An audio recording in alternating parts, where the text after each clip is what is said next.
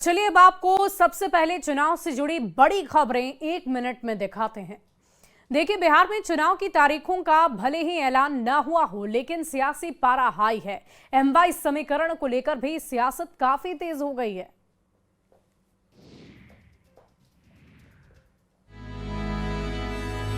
बिहार विधानसभा चुनाव से पहले एक बार फिर हिंदू मुसलमान की सियासत शुरू हो चुकी है। बीजेपी के राष्ट्रीय प्रवक्ता शाहनवाज हुसैन ने कहा कि बीजेपी का डर दिखाकर मुसलमानों से वोट लिया जाता है। जहानाबाद में शाहनवाज हुसैन ने आरजेडी और लालू प्रसाद के MY समीकरण पर निशाना साधा और कहा कि आरजेडी का MY समीकरण नहीं बल्कि ये YM समीकरण है, क्योंकि मुसलमानों से वोट तो लिया जाता है लेकिन उन्हें कोई पद नहीं दिया जाता। आरजेडी के लोग सिर्फ मुसलमानों को ठगते हैं, लेकिन इस बार बिहार के मुसलमान पूरी तरह से नीतीश और PM मोदी के साथ हैं। मुस्लिम यादव माई नहीं है, YM समीकरण है। उसको MY कहना बंद करे। ये मीडिया का दुष्प्रचार है, MY समीकरण कहना। हम उसको YM समीकरण कहते हैं क्योंकि नेतृत्व तो रहता है भाई के पास ही।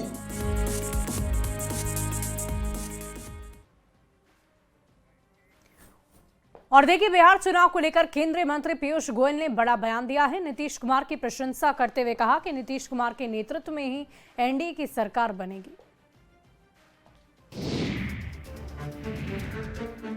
बिहार चुनाव को लेकर केंद्रीय मंत्री पीयूष गोयल ने बड़ा बयान दिया है। पटना पहुंचे पीयूष गोयल ने कहा कि नीतीश कुमार के नेतृत्व में ही बिहार में NDA की सरकार बनेगी। उन्होंने विपक्षी गठबंधन पर भी निशाना साधा। इंडिया गठबंधन में CM फेस के सवाल पर पीयूष गोयल ने कहा, विपक्ष अपने CM फेस की घोषणा करे न करे कोई फर्क नहीं पड़ता। नीतीश कुमार के चेहरे के सामने विपक्ष का कोई भी चेहरा नहीं टिकेगा। उन्होंने कहा कि विपक्ष ने अभी से ही अपनी हार मान ली है और चुनाव में हार के बहाने भी ढूंढने शुरू कर दिए हैं।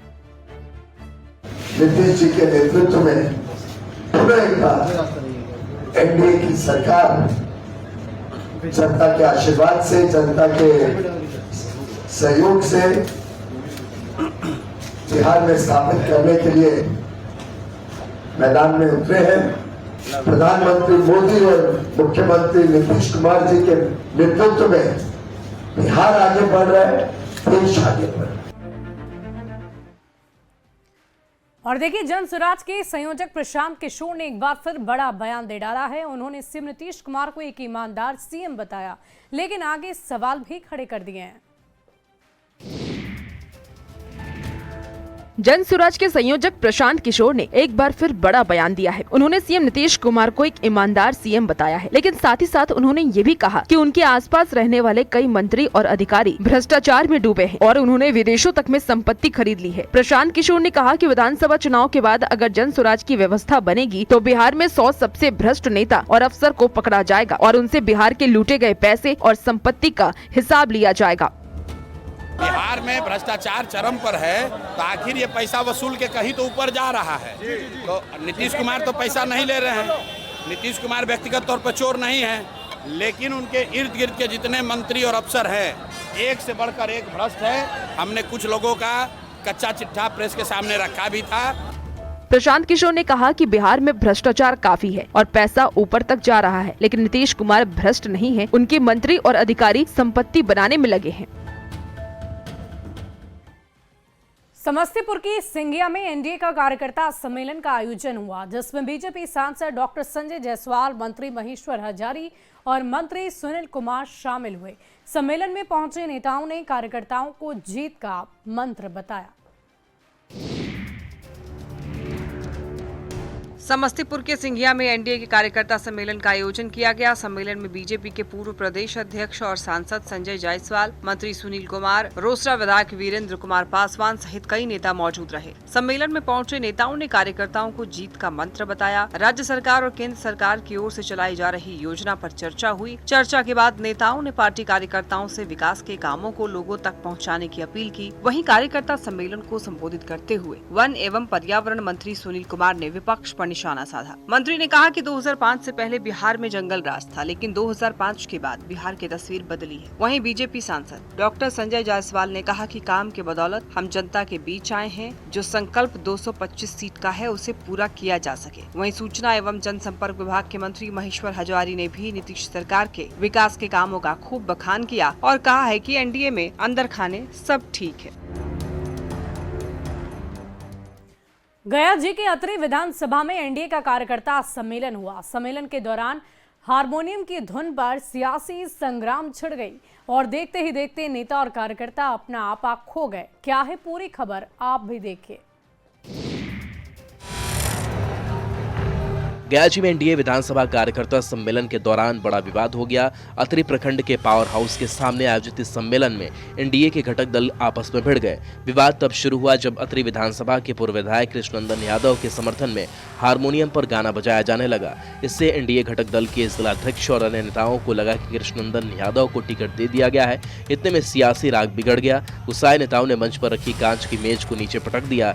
थोड़ी देर के लिए सम्मेलन में अफरा तफरी का माहौल पैदा हो गया। मौके पर गहमी का माहौल बन गया।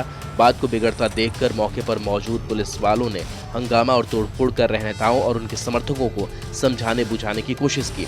घंटों बीच बचाव के बाद मामला शांत हुआ। बता दें कि कार्यक्रम में भवन निर्माण मंत्री अशोक चौधरी, सूचना प्रौद्योगिकी मंत्री संतोष कुमार सुमन और सांसद राजीव कुमार रूडी भी शामिल होने वाले थे, लेकिन इन तमाम बड़े नेताओं के आने के पहले ही जिला स्तरीय नेताओं में संग्राम छिड़ गया। अगली खबर कैमूर से आपको बताएंगे, जहां बसपा के chief national coordinator Akash Anand ने बहुजन हिताय जागरूकता यात्रा की शुरुआत की है। जनता से बसपा की सरकार बनाने की अपील की है। क्या है पूरी खबर, आप भी देखिए।